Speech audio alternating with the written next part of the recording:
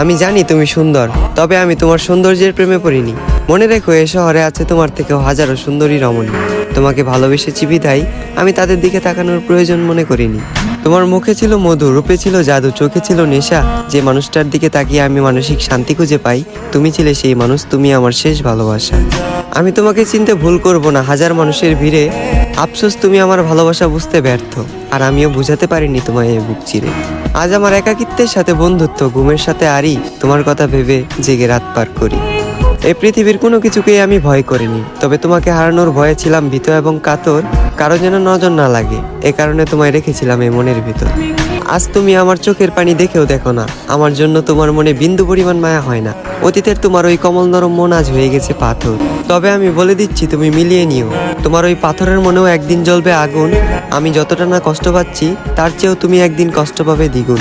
যেদিন মসজিদের মাইকে আমার নামে উচ্চারিত হবে ইন্না লিল্লাহি ওয়া ইন্না ইলাইহি রাজিউন।